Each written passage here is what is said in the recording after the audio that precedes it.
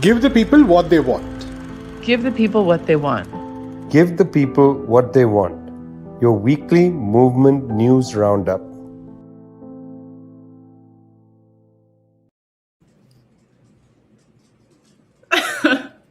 Give the people what they want. Your weekly movement news roundup. I must say, that's our new opening, and I hope you like it. Last week on Give the People What They Want, I said that we're going to surprise you with something. That's our surprise. It's our new opening. You're listening to, on the 13th of August, Give the People What They Want, coming to you from People's Dispatch and from Globetrotter. Today, you just get the pleasure of Zoe, Alexandra, and myself, Vijay Prashad. We're missing Prashant today. The world is racked by corruption. The world is racked by all kinds of great dilemmas. And yet, the government of India decides that it's far more interested in interrogating or questioning journalists than it is in dealing with the primal issues of hunger, the primal issues of the climate catastrophe, the primal issues of war, and so on. So Prashant is a guest of the Indian government as far as we are concerned today, and he is not here. Our anchor, co-anchor and friend is sitting somewhere answering questions. So that's why today, friends, on Give the People What They Want, coming to you from Globetrotter and People's Dispatch, it's just Zoe and I. It's also Fidel Castro's birthday. So that's a good thing. The old man would have been, I believe, 96 years old today. One of the key figures in the battle of ideas to help shape how people understand events in the world. Fidel Castro, of course, the key leader of the Cuban Revolution, one of the key participants in constructing a socialist dynamic for the Cuban people, all 11 million of them. Cuba in the middle now of a great social crisis, of course, deeply misses the presence of people like Fidel Castro. There are other Fidel Castros in the in development, but that person is no longer with us. It's his birthday today. Happy birthday, Fidel. Zoe, I think it's a good place to move from Cuba to Peru, because Peru has a new government. President Pedro Castillo is in the House of Pizarro, as the government house is known in Lima, in Peru. I've had the pleasure and privilege of standing just outside the House of Pizarro many years ago. What is happening, Zoe, with the Peruvian government, the new government of President Pedro Castillo? Well, as we have seen over the past couple of months, on June 6th, the elections were held in Peru. Very contentious, unnecessarily, although Pedro Castillo won. It took about 2 months for the electoral authorities in Peru to certify his victory. And, the whole time there was kind of the question, okay, it's likely that they're going to declare Pedro Castillo the victor in these elections, but what is going to happen in a country that has been dominated by neoliberal conservative rule, that had a dictatorship into the 2000s? What is going to happen in a country like this that's so kind of polarized between the elites and the masses? What is going to happen when this government takes office? A government that has been openly, anti-neoliberal, has said that it wants to nationalize a lot of key industries of the country, has said that it will, go after these elites accused of corruption that have been involved in all sorts of crimes of the elite class, which we know to have, run Peru's economy into the ground, created one of the most unequal countries in the region. And now we have seen what is going to happen when a government that is so, against the interests of elite come to power. And this week, basically, the Attorney General of Peru opened up investigations into 3 members of the Free Peru Party, 2 of them who are part of the government. We talked 2 weeks ago, I think, about how promising this cabinet of Pedro Castillo was, for really, he picked a lot of people who were, staunchly left, in the leftist Peruvian tradition, who are, aligned with his values of anti-imperialism. We have this foreign minister And so Guido Bellido, who is the prime minister and who is, part of the Free Peru Party, a Marxist-Leninist, Vladimir Cerrón, who's the leader of the Free Peru Party, have been are being investigated for, allegedly supporting terrorism, and they're being investigated for links to the Shining Path in Peru. And so I think what's really interesting to highlight here is, this is what happens when a party that is against the establishment comes to power. And, as we've seen in other countries, in Ecuador, in Brazil, the elites will use these branches of government where they still have power, so the judiciary, to try to take these governments out of power. So, they obviously, this isn't against the president, these are against government, officials. There was a lot of backlash when Guido Bellido was appointed prime minister, saying, he's too leftist, how can this be the person who's appointed? And now they're also using this investigation to show that he's unfit for the role. So, it's unclear what kind of evidence they might be pulling up in this investigation, what kind of, what real, tangible evidence they'll try to use against them. We know what they're capable of. I mean, we know that, for example, Keiko Fujimori is actually accused of crimes of money laundering and corruption. She has yet to see the prison. I think it's just interesting to highlight these discrepancies in a country where there are so many elites that are accused of corruption, of stealing the money from the Peruvian people. And yet it's these new government ministers and with what they represent to the Peruvian people and to the Peruvian elites who are, facing the brunt of the judiciary. So Pedro Castillo, after a long period of time, is designated president of the country. He has the authority and right by the constitution to put forward a cabinet. He's put forward a left of center cabinet, as you said. In fact, wow, the foreign minister makes a declaration that Peru is going to pull out of the Lima group and therefore no longer illegally go after Venezuela and so on.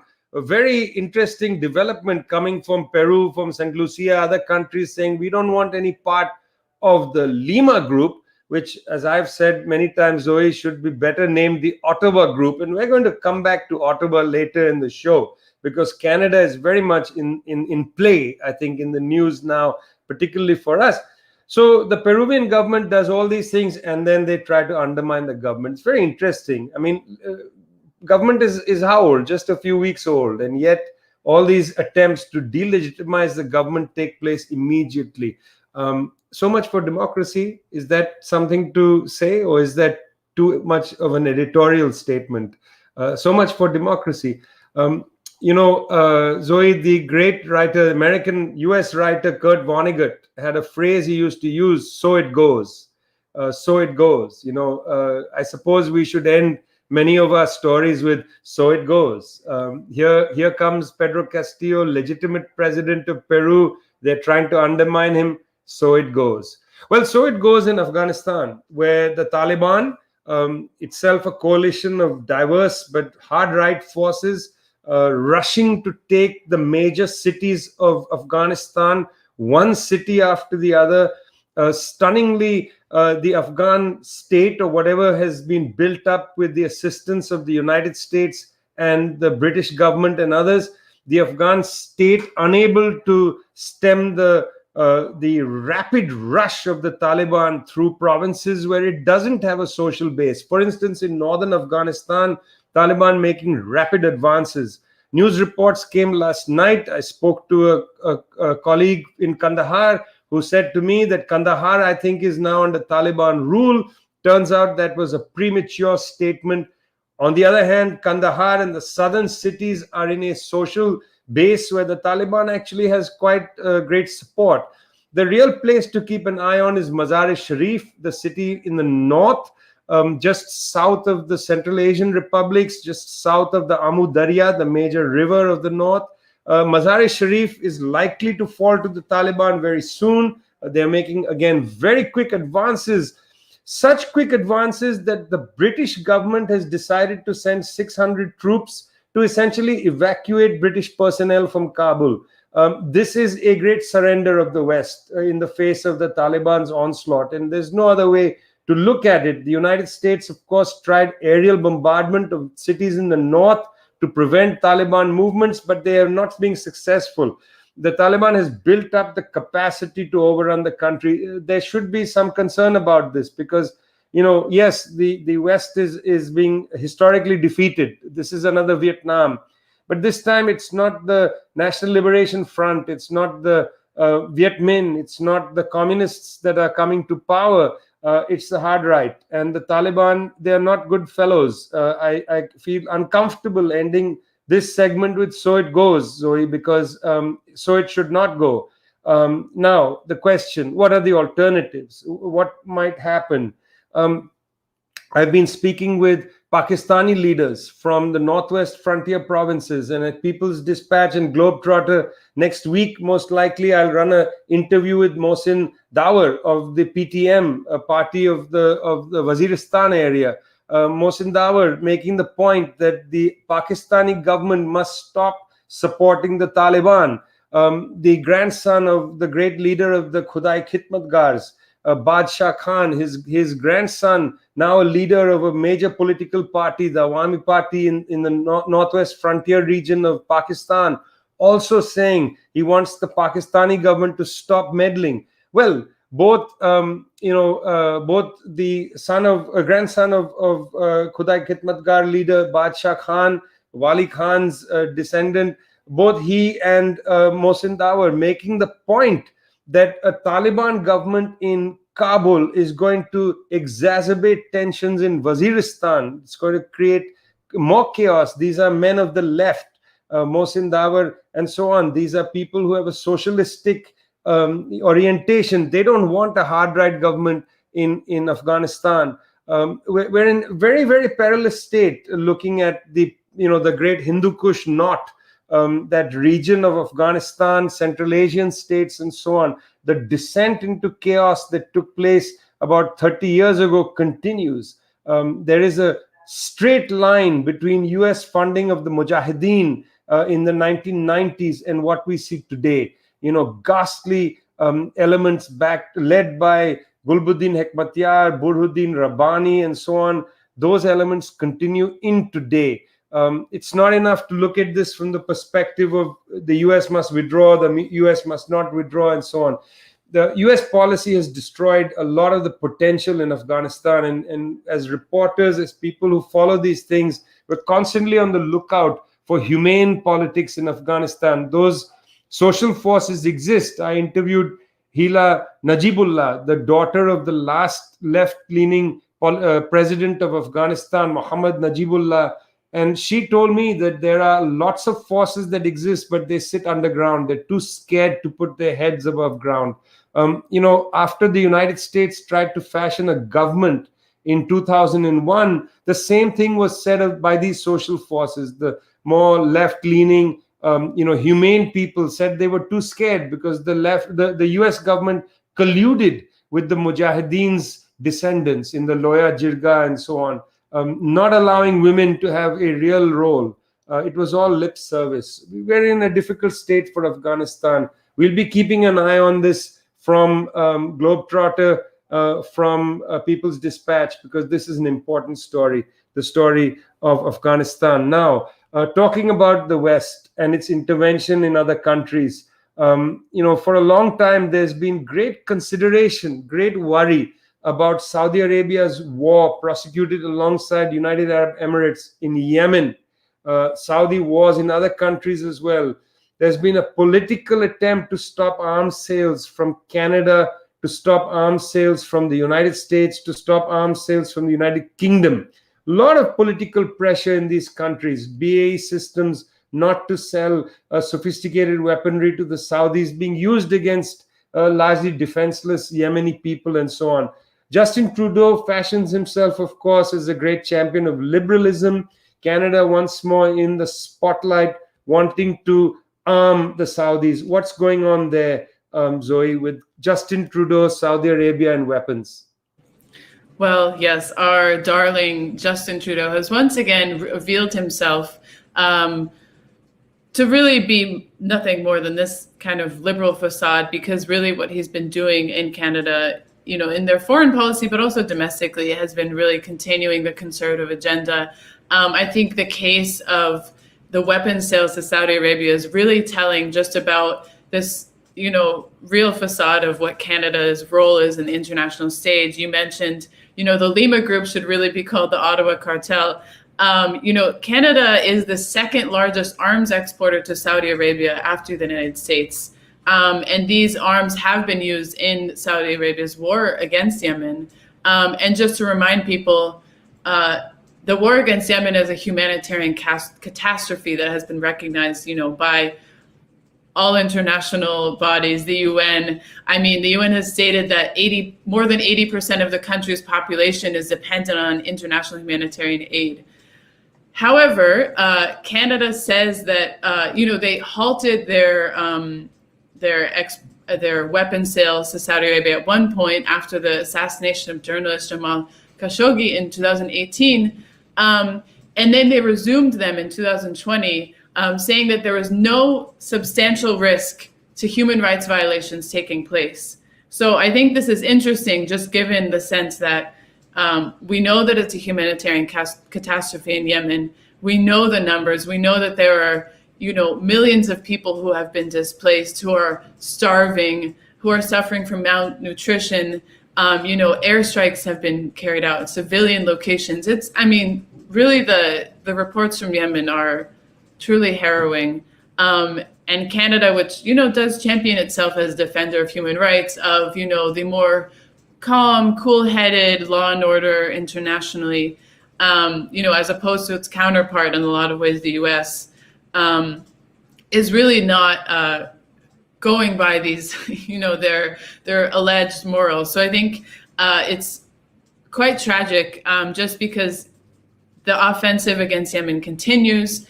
Yemenis continue to demand that countries like Canada, countries like the United States, do nothing more than stop weapons sales, stop the blockade of Yemen. Not only is it being, bombed, but there's also a blockade in their ports.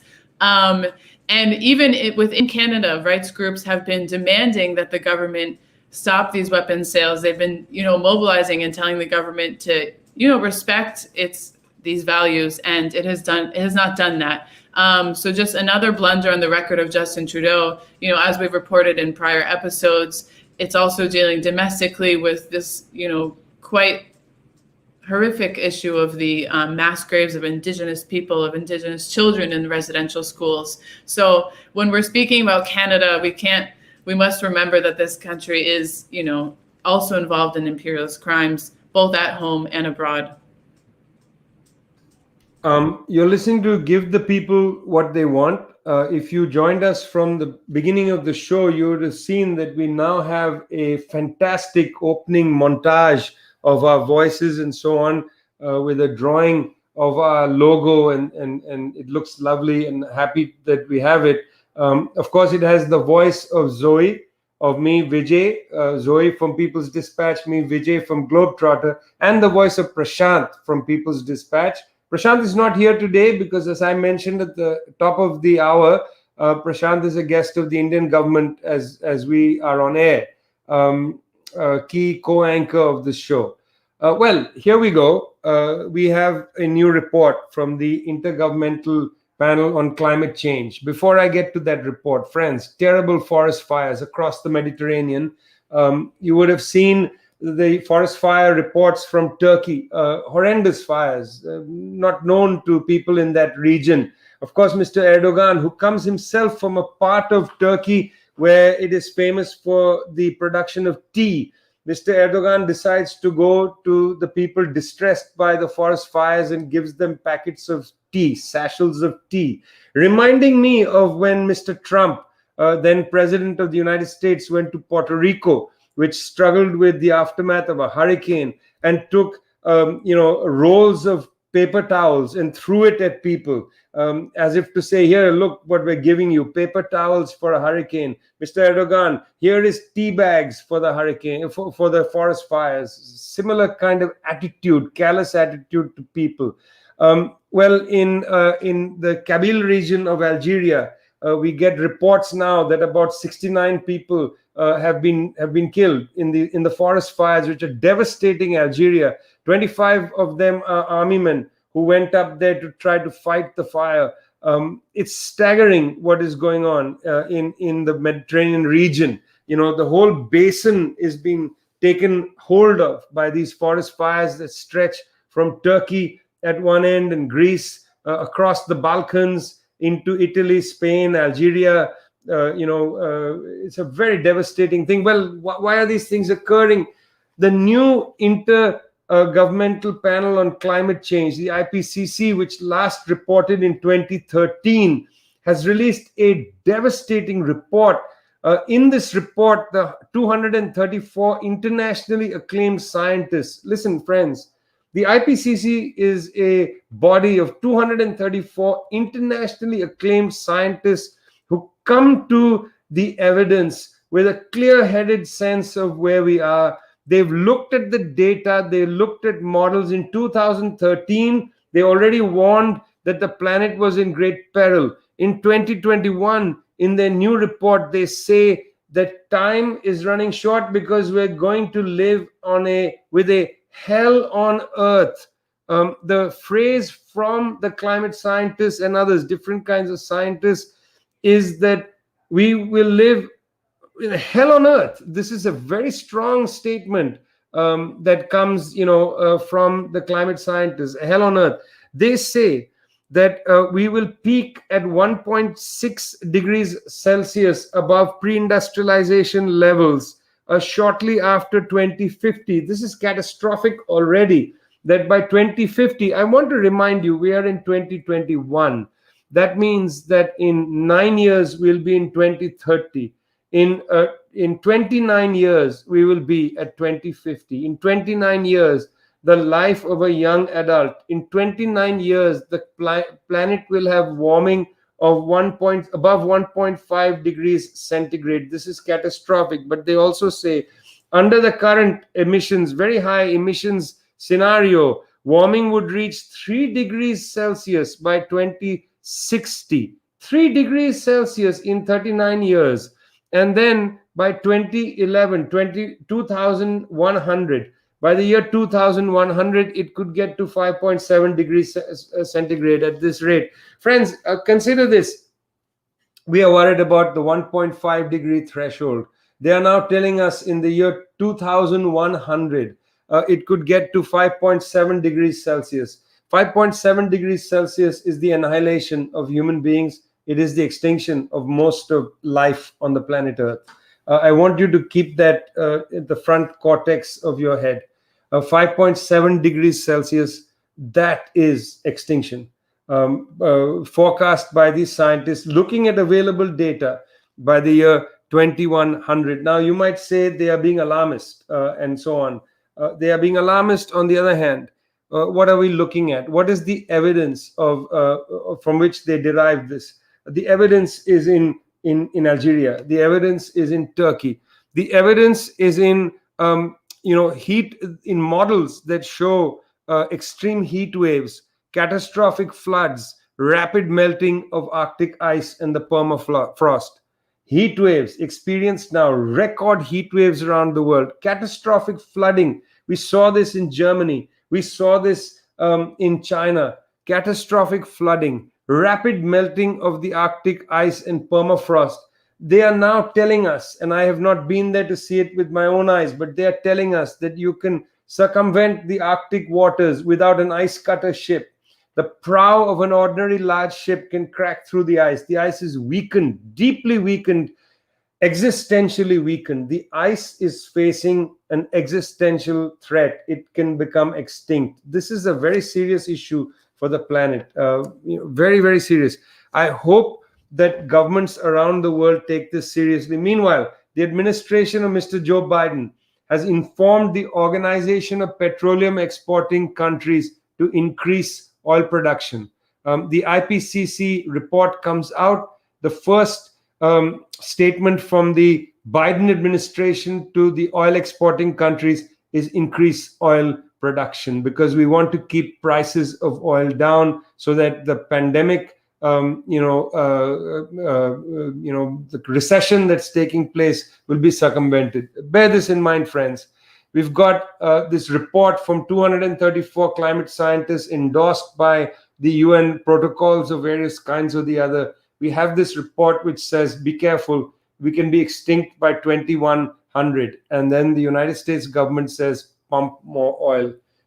Tell me what you think about that. We're at Give the People What They Want from People's Dispatch and Globetrotter. We love to hear from you. We love to hear what you think about the stories we do. Time to move now to Guatemala. Now, in Havana, Cuba, protests had taken place on July 11th. The United States government comes out on July 12th and says, overthrow the government. Overthrow the government, says the United States. Meanwhile, since July 29th, thousands of people in Guatemala have been protesting, demanding the resignation of the president. Zoe, what's happening in Guatemala, and why hasn't the Biden administration called for a regime change in Guatemala? Yeah, I mean, actually, just to circle back to a couple months ago when Kamala Harris, Vice President of the United States, was in Guatemala, what she did tell Guatemalans was, don't leave your country. Don't try to make the journey. Don't migrate. Just want to start with that. Right now in Guatemala, people have been on the streets, because they want to make their country better. They don't want to leave their country. However, the conditions are truly, challenging. Right now, COVID cases have multiplied by at least 4 times in the past couple of weeks. As we know, in many of global South countries, the official numbers on COVID cases nowhere, not even close, match the actual reality. I mean, just in terms of testing infrastructure, a lot of times people have to pay for a test. They're not available at most locations, very, very limited. But from the information and the data we do have, COVID cases have been up, a momentous amount. People are angry because of the COVID situation. They're also angry because corruption, which has been, a constant in Guatemalan politics for the past, couple of decades, once again is at the fore. Juan Francisco Sandoval, who was part of the special prosecution against impunity investigating corruption, was dismissed by the government. He's now facing threats to his life. And this is a commission, to investigate corruption among government officials. As we know, 8 months ago, people were out on the streets of Guatemala, also very angry about corruption. Several members of the government, including the president himself, members of his cabinet, have been implicated. They've been accused of siphoning COVID funds. They've been accused of cutting health and education in sectors of the public budget where it's really needed, and using these funds for other purposes. And so people have been mobilized, for the past couple of years in kind of a constant process of demanding that the government be held accountable. They're demanding that in Guatemala, the people can elect a government that is not going to take the money away from the people and towards their own pockets. And once again, we're seeing, great unity on the streets of Guatemala, peasant organizations, indigenous organizations, youth, trade unions who are all on the streets demanding the resignation of President Alejandro Giammattei, who once again, is at kind of the focus of representing, by dismissing this person who was investigating government corruption and not doing anything to guarantee that there is kind of a transparent process. It's just once again showing to the people that what they don't really care about getting to the bottom of this. They don't really care about, actually assuring that the people's needs are met, that the public budget is being used to guarantee the people their rights. And this is a story in a lot of countries in Latin America. This isn't something the U.S. really cares about. The U.S. cares that these governments, are able to keep their people under control, that they don't migrate. What they don't understand is that people are migrating, or they do understand it, but they don't choose to, acknowledge this, is that people are migrating because in their countries, when the governments are corrupt, when they are not responding to the needs of the people, they can't survive. So the people have been on the streets demanding the resignation of Alejandro Giammattei, but also the dismantling of this corrupt class of politicians in Guatemala that has ruled the country for the past couple of decades. And I think they're going to continue with the road blockades and mobilizations in the coming days. We have Giammattei in Guatemala. We have Ivan Duque in Colombia. We have mass demonstrations in these countries. No word about regime change there. Meanwhile, today is Fidel Castro's birthday. They want to overthrow the Cuban Revolution. Interesting times we live in, friends. You've been listening to Give the People What They Want, coming to you from People's Dispatch. Zoe here today, Prashant absent for reasons I've already talked about. I'm Vijay from Globetrotter. It's tempting to end the show with those immortal words from Kurt Vonnegut. Well, so it goes.